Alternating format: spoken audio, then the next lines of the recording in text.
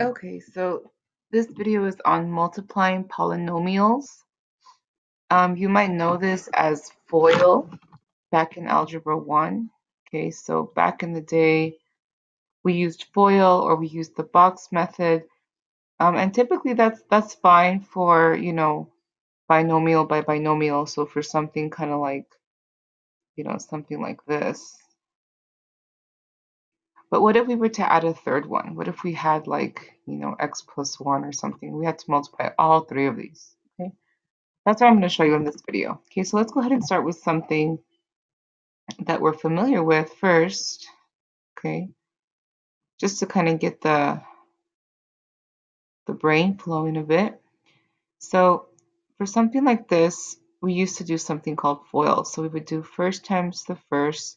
So x times x was x squared. And then we did the outside, x times 7. So minus 7x, the inside, plus 3x. And then the last one, 3 times negative 7, which was minus 21. And then after this, we combine like terms. So this was x squared minus, minus 4x, okay, because negative 7 plus 3 is negative 4, minus 21. And this was your answer for this particular problem, okay? So if I were to do something like this and then add, say, x plus 1, okay, well, the process would still be the same. I would still multiply two of them. So say these two first, okay, and then I would multiply this new thing by the last term, okay? So I would do x squared minus 4x minus 21 times x plus 1, okay? And even though we can't exactly use our acronym of FOIL, the distribution process is still the same, okay? So in other words, I would multiply everything times x first, and then everything times y. So not times y, times 1. Okay, so here is what this crazy problem would look like. Okay, I would first do x times everything. So x times x squared is x cubed. Then x times negative 4x is negative 4x squared. Okay, if you're not too sure where I'm getting these exponents, you might want to go back and study the exponent rules, okay, in your notes.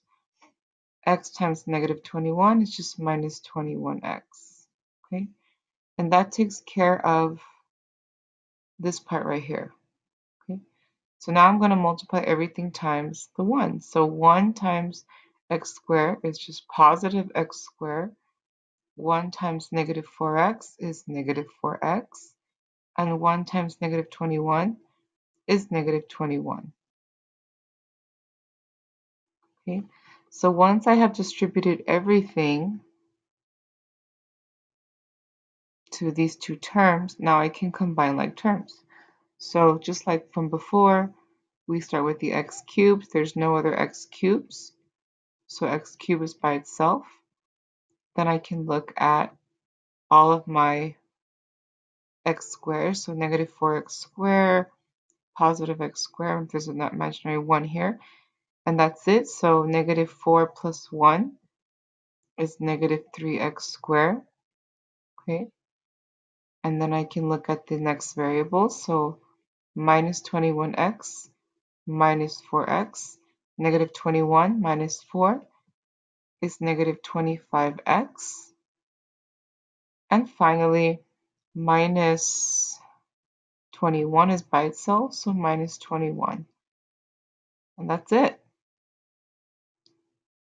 So the only extra step really is that we're multiplying one more set of terms, okay? So let's go ahead and do another example just to see if we can get this. Let's say we'll do something like this. So we'll say 3x squared plus 2x minus 7, okay, times x minus 3.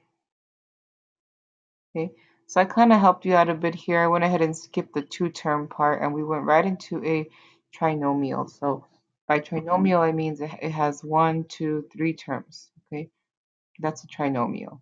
So we're going to go ahead and multiply this by x minus 3. Typically, you want to start with the one that has the least terms. So I'm gonna go this way. I'm gonna say x times all this, and then negative 3 times all this. Because if I do it the other way, if I do like negative 3x squared times all this, it's gonna be 3 things. So just my personal preference. Okay. So x, and let me kind of highlight as I go. So x times 3x squared is going to be 3x cubed. Okay. X times 2x is going to be 2x squared. X times negative 7 is negative 7x. That takes care of all the ones times x, all the terms by x. Okay.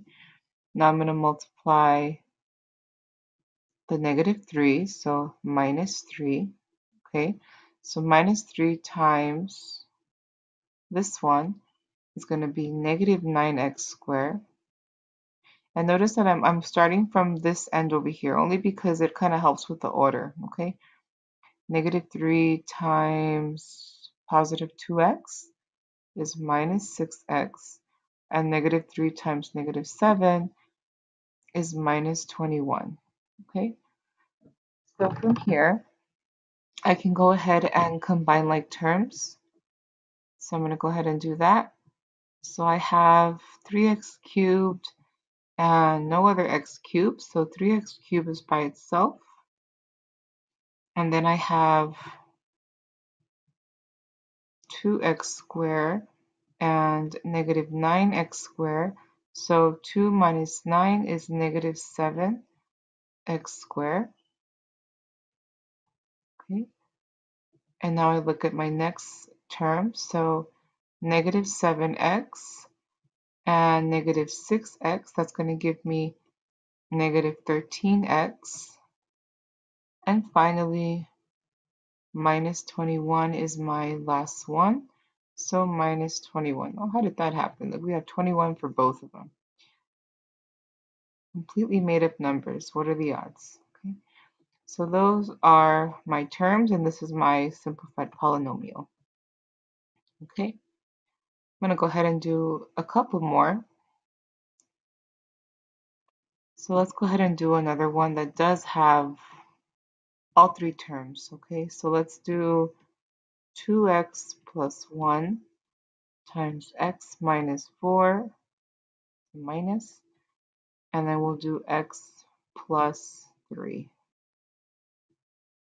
Okay, so in this problem, it's kind of like the first one that we did, but I'm going to go ahead and do it from scratch. Okay, so the first step is to pick 2 of them and multiply those 2. So I'm just going to pick the first 2 because that's what I see first. Okay, so first I'm going to multiply 2x plus 1 and x minus 4. Okay, you can use FOIL, you can use the box method, whatever method you're more comfortable with. Okay, I'm just going to go ahead and distribute the normal way because that's what I'm kind of trying to push. Okay, so 2x times x right here, that's going to give me 2x squared. Okay, 2x times negative 4 is minus 8x. Okay, so first I'm taking care of this 2x. I'm done. I can get rid of it.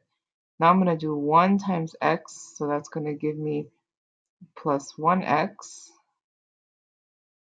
Okay, and then 1 times negative 4, which is negative 4. Okay, so this is what I have with these 2 terms. So now these are gone. I don't even have to worry about them anymore. They're gone. I'm going to go ahead and bring down the other term. So this right here, I'm going to bring it down, x plus 3, and this is my new trinomial right here. Okay, so you can do a couple things here. I'm going to go ahead and combine these 2 here just to kind of save me some work. Negative 8 plus 1 is negative 7x, so I can get rid of all this. bring down the minus 4, bring down the 2x squared. Okay, and I can go ahead and bring down my x plus 3. Okay, it just looks a little bit neater, less work. Okay, so now that I have this here, I can go ahead and multiply just how I did the other problem.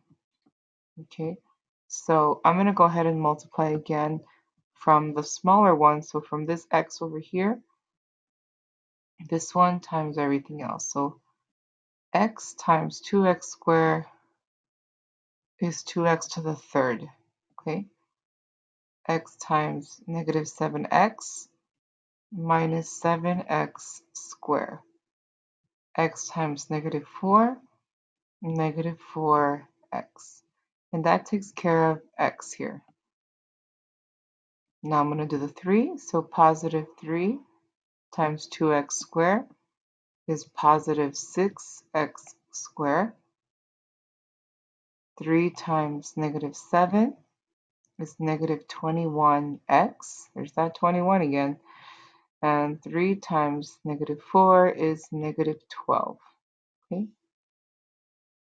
And again, all I'm doing is I'm multiplying my x times everything in here, and then the 3 times everything in here. So I'm using the distributive property to get all these terms here. Okay. So I'm going to go ahead and combine like terms now. So I have a 2x cubed. That's the only one of its kind. So I start with 2x cubed. Okay. Then I have negative 7x squared, and I have another x squared right here. So I take the coefficients, negative 7 plus 6 is negative 1x squared. But of course, we don't have to write that 1. You can if you want to. Okay. And then I can cross that out. Oh, let's not use that color. We can cross out this now. Okay. Oh, what happened here? There we go. That's what I meant to do. Sorry, guys. I had the eraser. Okay. So anyway, then we have our next term. So we have negative 4x and negative 21x. So negative 4 minus 21 is minus 25x. Okay. And finally, we're left with our minus 12 at the end, so minus 12. And typically when we're doing kind of like a 3 by 3 here, we end up with only one constant at the end. Okay? And that's it. This is my simplified polynomial with those 3 terms. Okay? I'm going to go ahead and do one more just to see how we handle it. Okay? Remember that we are multiplying polynomials here. Okay? So let's say I'm going to multiply something like this, a squared plus, we'll say c squared, and we're going to square it. Okay? So what a lot of people want to do here is do this. And you want to say this is just a to the fourth plus c to the fourth, and you say this is the answer. However, that is incorrect. Okay? That's not the way to do this. Okay, so I'm going to rewrite it, a squared plus c squared to the power of 2. And this is the same as saying a squared plus c squared times a squared plus c squared. So this little 2 right here means that we have 2 sets of parentheses. Okay, we're multiplying 2 of them if there's 2 of them. And once we expand it this way, this is actually something we can do. We can multiply this. This is just FOIL, okay? Or distributive property, same thing. So from here, I can go ahead and multiply. So a squared times a squared is a to the fourth. A squared times c squared, well, I really can't do anything with that. So it's just going to be, a squared times c squared. That's all we can do with it, okay? Then I move on to the other one. So c squared times a squared is again the same thing. And I go ahead and put the a first just because it's alphabetically first. C squared times c squared is c to the fourth power. Okay? Just like before, we combine like terms. So in this case, a to the fourth, it stays by itself because, well, there's nothing else with it. Okay? A squared, c squared, I have one here. Let me get a different color. I have one here, and I have one here. So remember, there's an imaginary one here. So 1 plus 1 is 2. So I have 2 a squared c squares. Okay? And finally, my last term is that c to the fourth. And that's it. This would be my answer right here. Okay, so don't let something as, ugly as this freak you out. It's just something as simple as this. If you have problems still with the exponents, definitely come by and we'll review that, okay? That's it.